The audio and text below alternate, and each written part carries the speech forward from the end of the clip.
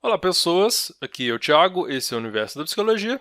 Hoje a gente continua nesse assunto complicado, continua pisando em ovos aqui, falando de psicanálise e ciência. E aí uma segunda questão, que é quais os principais defeitos da teoria psicanalítica de Freud?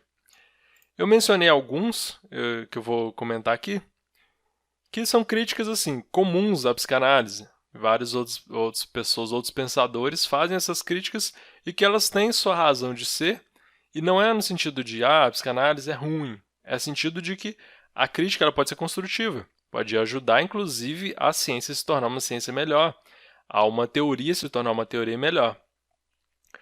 Os principais defeitos, eu diria que certa dificuldade de generalização. Por quê? Porque certas coisas o Freud fazia baseado em observações de um certo ambiente, que é uma Viena vitoriana, pessoal mais burguês, mais rico, com certos problemas.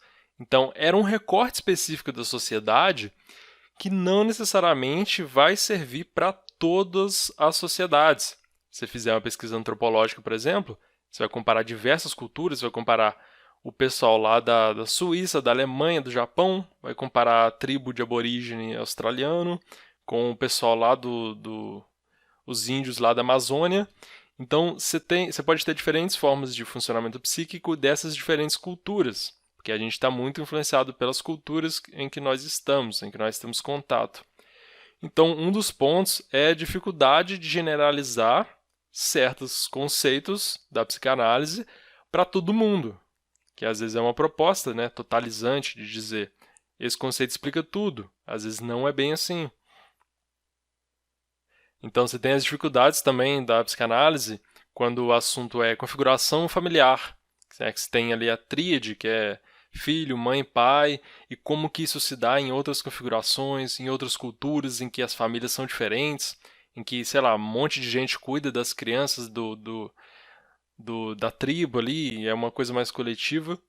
Então tem essas certas dificuldades. Não é que não tenham respondido a essas dificuldades e não busquem responder, mas eu estou falando aqui ainda da teoria do Freud. É bom lembrar que tem várias teorias depois, tem várias pessoas comentando Freud e várias pessoas discordando também, criando teorias que aproveitavam algumas coisas e rejeitavam outras. Então você tem Melanie Klein, você tem Winnicott, você tem Lacan, você tem vários nomes, vários dissidentes da psicanálise, você tem o Carl Jung, você tem Alfred Adler, várias pessoas falando de psicanálise, não é só o Freud. Então, ele também, por mais que muita gente considere como um grande pensador, ele não tinha capacidade nem de saber tudo, não teria como, né? Então ele tem seus limites também, e um dos limites é essa dificuldade de generalização. É comum se discutir isso. Até que ponto esses conceitos, essas ideias são válidas para todo mundo. Isso não quer dizer que não vale para ninguém também.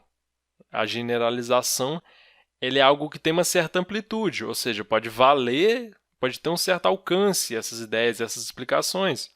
Não quer dizer que não explica nada.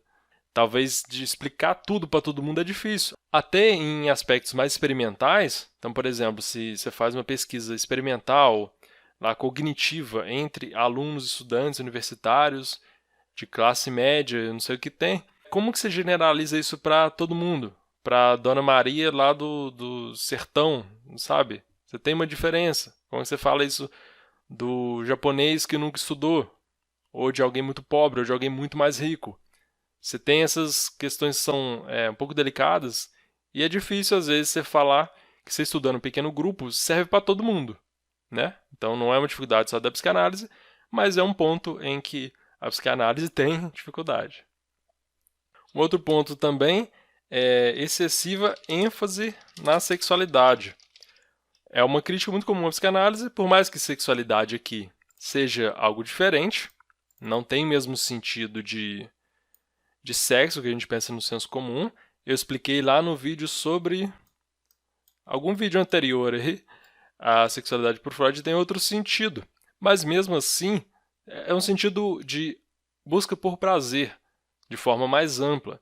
Eu dei exemplo da pessoa que come muito. Esse se alimentar excessivamente, na teoria do Freud, pode ser relacionado à sexualidade, mas essa sexualidade de busca por prazer, e isso considera o corpo inteiro. O corpo inteiro é uma zona erógena, uma zona que pode ter prazer, e não necessariamente é esse sexo que a gente tende a pensar, que é mais penetração, esse tipo de coisa. Não é dessa forma que a gente pensa aqui. Mesmo assim, várias pessoas criticam e dizem: ah, tá bem, o ser humano realmente busca prazer, foge da dor, mas não é só isso. Então tem quem vai dizer que o ser humano busca realização, ele age conforme coisas mais abstratas, motivações mais abstratas. O Jung, por exemplo, falava muito do aspecto religioso, e o religioso dele também é um sentido um pouco diferente, mas ele falava que o ser humano tinha muito essa relação, ele se afetava muito com essa relação com o divino, ou com algo que transcende o mundo material imediato. Enfim, só para dar uma ideia de uma opinião divergente. E isso, inclusive, essa ênfase muito na sexualidade do Freud foi um dos motivos da cisão entre ele e o Jung. O Jung saiu da psicanálise, o Jung que seria o herdeiro, né, do Freud, ele saiu da psicanálise, criou a psicologia analítica e mudou muita coisa. Mas esses são dois pontos principais que eu acho que são muito criticados. Tem outros também, mas eu não estou lembrando agora. Você pode comentar aí também o que você acha, se você lembra de outros pontos também, que são críticas interessantes à psicanálise. E só para relembrar, a ideia aqui é que a crítica pode ser construtiva, não é só falar mal, só... Inclusive, eu acho que a crítica, para ser boa, ela tem, de certa forma, ser construtiva, e não simplesmente você falar de qualquer jeito.